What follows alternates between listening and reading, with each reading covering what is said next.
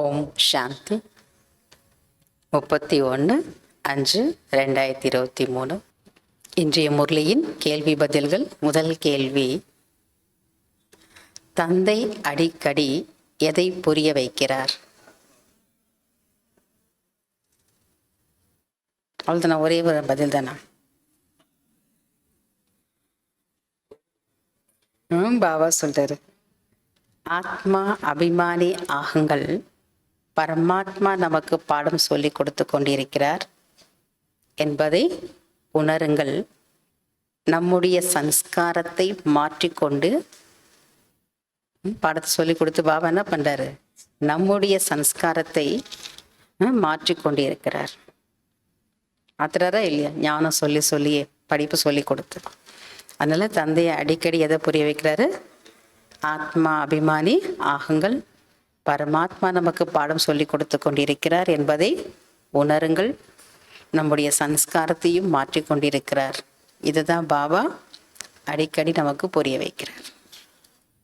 இரண்டாவது கேள்வி: ஆத்மா எப்பொழுது பறக்க ஆரம்பிக்கிறது?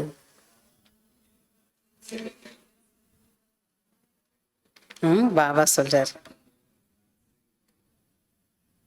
ஞான யோக பலத்தை எவ்வளவு தாரணை செய்கிறீர்களோ, ஞான யோக பலத்தை எவ்வளவு தாரணை செய்கிறீர்களோ அதற்கு ஏற்ப இறக்கைகள் வந்து ஆத்மா பறக்க ஆரம்பித்து விடும். மூன்றாவது கேள்வி: எது பெரியதிலும் பெரிய சேவை?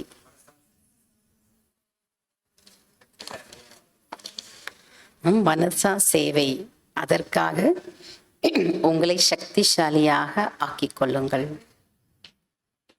பாபா சொல்றார், மனசா சேவை.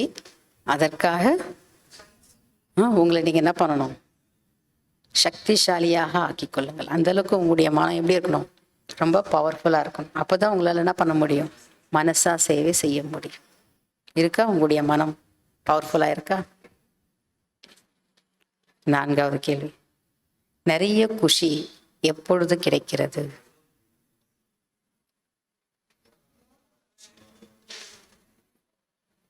பாபா சொல்றாரு, உங்களது நன்மையை விரும்புகிறீர்கள் என்றால் யோகா நிறைய செய்ய வேண்டும். பிறகு நிறைய குஷியில் இருப்பீர்கள்.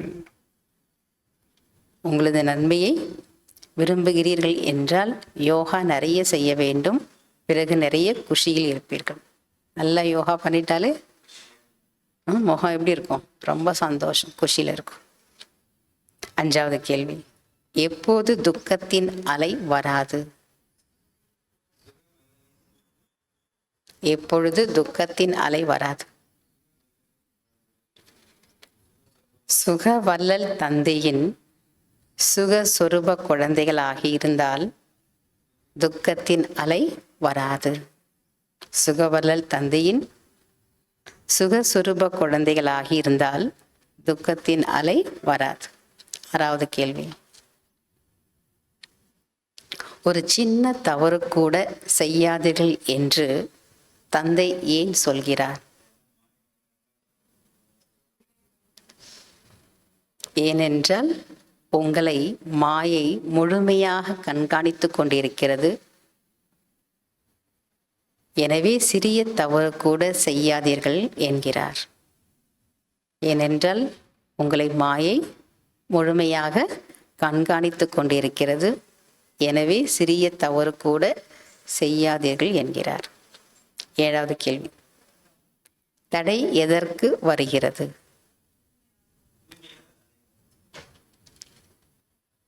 பாபா சொல்றாரு, தூய்மைக்கு அநேக விதமான தடைகள் வருகிறது. அதிகமாக நீங்க என்ன பண்ண வேண்டியதா இருக்கும்? சகித்து கொண்டு பொறுத்து கொள்ள வேண்டியிருக்கும். தூய்மைக்கு தான் அநேக விதமான தடைகள் வருகிறது. ஆகையால அதிகமாக நீங்க சகித்து கொண்டும் பொறுத்து கொள்ள வேண்டியதாக இருக்கும். fill in the blanks. First, தந்தையிடம் டேஷ் பண்டகசாலை சதா நிரம்பியிருக்கிறது. தந்தையிடம் தூய்மை, சுகம், சாந்தியின் பண்டகசாலை சதா நிரம்பியிருக்கிறது. ரெண்டாவது, ஞானத்தினால்தான் டேஷ் கிடைக்கிறது.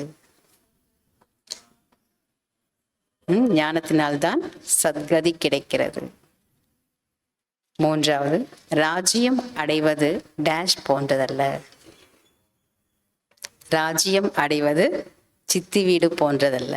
அவ்வளோ ஈஸி கிடையாது, அவ்வளோ உழைக்கணும். நான்காவது, நீங்கள் உங்கள் நன்மையை விரும்புகிறீர்கள் என்றால் டேஷ் ஆகுங்கள்.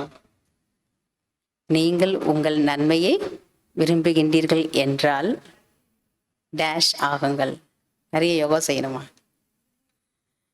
பாபா சொல்றாரு, ஆத்மா அபிமானி ஆகுங்கள். அஞ்சாவது, முதல் முக்கியமான விஷயம் டேஷ் ஆகுவதாகும். முதல் முக்கியமான விஷயம் ஆத்மா அபிமானி ஆகுவதாகும். ஆறாவது, நத்திங் நியூ என்று இருந்தீர்கள் என்றால் டேஷ் என்ற கேள்விகள் இருக்காது. நத்திங் நியூ என்று இருந்தீர்கள் என்றால் ஏன், என்ன என்ற கேள்விகள் இருக்காது. அச்சா. ஓம் சாந்தி. தேங்க்யூ பாபா.